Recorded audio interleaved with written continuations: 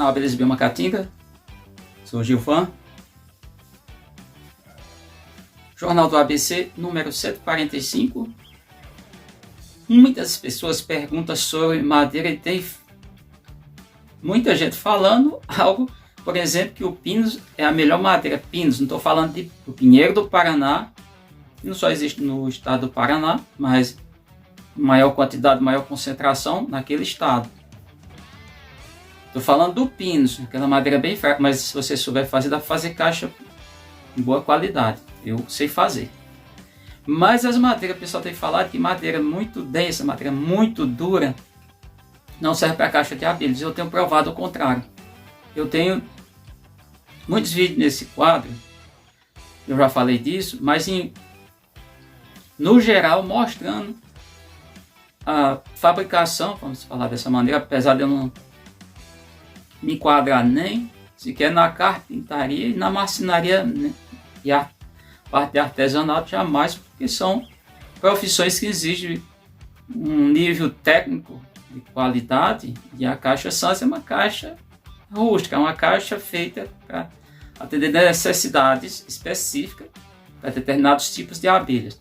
Pois bem, eu tenho não completa caixa até de miolo de braúna, falando da braúna da caatinga, não da braúna que o pessoal fala que tem em todo o Brasil, até o sul do Brasil, essa eu não conheço.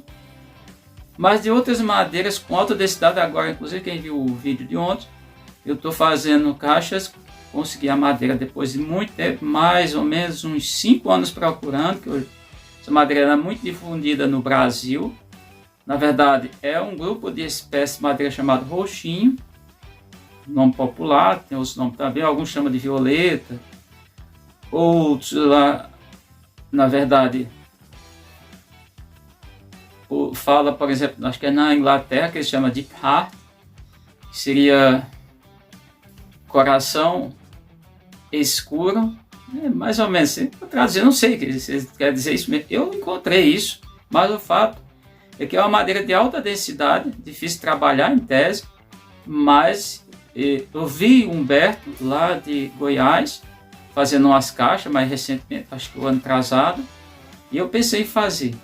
E foi uma pergunta, inclusive, não, aqui não é o quadro, perguntas e respostas, mas o Carlos de Morelândia, que é apicultor, um dos grandes apicultores que eu conheço, a gente estava serrando uma madeira no dia 31, e ele perguntou que eu ia colar algumas tábuas, porque sobraram, teve uma sobra, que talvez, eu acredito que vai dar para fazer 3 caixas, ou seja, de 4 metros de tábua que eu comprei, claro que eu abri em 2 tábuas cada, ou melhor, os 4 metros, e vai ter as sobras laterais porque a tábua tem 14 centímetros de larguras. Dá para me fazer mais, só que vai dar para fazer mais 3 caixas. Estou aqui calculando, fiz um cálculo aí bem, só uma estimativa muito rápido, não peguei uma caneta, um lápis para calcular. Eu digo, olha, eu colo com, como é que eu faço essa cola? Que aí serve para você. Eu pego um pouco do pó da própria madeira, mas para isso eu peneiro, isso não é uma peneira em si, vou até ver se eu encontro uma no mercado, se tem, uma tela de aço, mas eu peneiro não é o que eu fiz, que foi aquele pó de sorvete, que é retangular, e eu furei com um arame quente, e ali eu peneiro para tirar as partes maiores, somente aquelas ferpas, e o pó eu misturo com a cola, é uma cola atóxica, é a cola que é recomendada, aí pode ser, tem várias marcas, vocês podem usar qualquer marca, desde que a recomendação é que tem o selo do Inmetro, traga a descrição de atóxica, não tem toxidez, certo? Então ali depois que eu colo, soltar as madeiras, se não tivesse prego nem parafuso, qualquer outro meio de prender, a caixa está feita, está montada. Agora se pegar água, lembra que a cola é a base d'água. Quer dizer, ela dilui, a água vai diluir essa cola, tá? Porque não é a cola feita com derivados do petróleo, por exemplo. Eu ouvi se falar que tem algumas. Bom, e muita gente pergunta que a madeira respira. Gente, se uma madeira for bem, mesmo o Pinus, não vai atravessar a água, não vai atravessar o ar. Não atravessa, não há condição de fazer isso.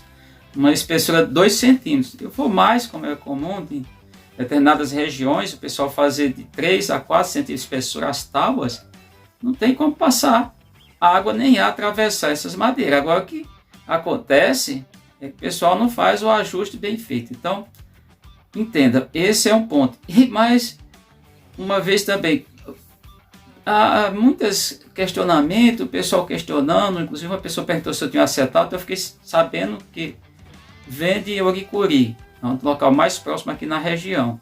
E daí só vende nas capitais. Vender as folhas, você corta com as medidas da sua caixa. Pessoal falando, veio essa mais uma vez dizendo que é uma cientista. Quem é essa cientista eu desconheço, que a pessoa não falou, eu nem quis saber, de que o acetato ou plástico e vice-versa, e eles prejudicam as abelhas. Ambos prejudicam as abelhas. Não. Existe a recomendação que o pessoal diz, pode até limpar aquele que é acetato, aquele que é impregnado em raio-x, placa de raio-x. Placa não, na verdade é uma placa em si. Do raio-x, mas diz que ali tem algumas substâncias tóxicas, mas eu já ouvi falar que tem como limpar aquilo ali e retirar. Bom, eu prefiro não usar. Até já usei uma época, não vou aqui negar, mas prefiro não usar. Então fica claro, não atrapalha nada e ajuda muito, porque eu particularmente, por conta do meu tempo, da minha dinâmica, eu vejo minhas abelhas mais pela manhã, mais para me fazer aquela vistoria, passar um olhar, passar o zóio, não vou falar aqui bem português popular, não português, mas popular. Nas minhas abelhas, eu faço isso durante a noite. Se não tivesse o plástico acetado, na hora que eu levantasse, em qualquer momento vai dar uma bagunça, se cria estiver colada na tampa da caixa, vai bagunçar tudo. Pods de mel também que estoura tudo. De pólen ainda é mais complicado. Mel não é o problema maior. O problema maior é o pólen, que quando abre, esse material está fermentado, pode atrair florídeo e a mosca soldada. A outra questão é que durante a noite, se abrir aí as abelhas saem e viram uma bagunça. Então, para fazer essa manutenção que eu falo, esse acompanhamento, o plástico acetato vai me ajudar muito. Tanto que, agora no ano passado, nós já estamos em 2024, vocês viram no final do ano que eu troquei o acetato em uma caixa, que foi a primeira abelha mandaçaia que eu criei. E se não tivesse, troquei o acetato. Mas por que eu troquei o acetato? Justamente porque ela tinha colocado uma certa quantidade de resina debaixo do plástico e tinha diminuído, não totalmente, mas tinha diminuído a visibilidade para mim olhar à noite.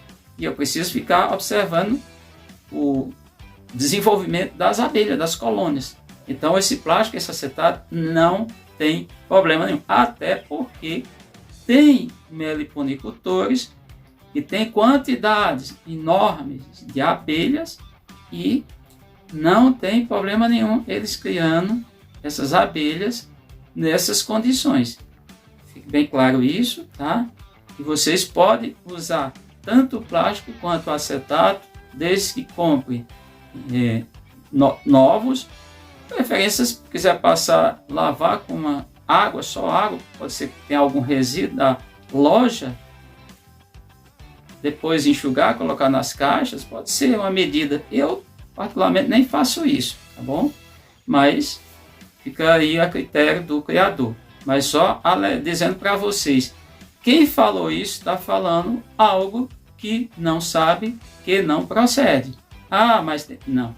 É um material sintético? Sim, são materiais sintéticos, ambos, mas não causa problema. Então, é isso que eu queria deixar claro para vocês, para quem acompanha aqui o canal, que 2024 seja muito produtivo para vocês. Iniciamos o ano e esse é o nosso primeiro vídeo aqui no quadro e o segundo vídeo do canal no ano 2024. Beleza?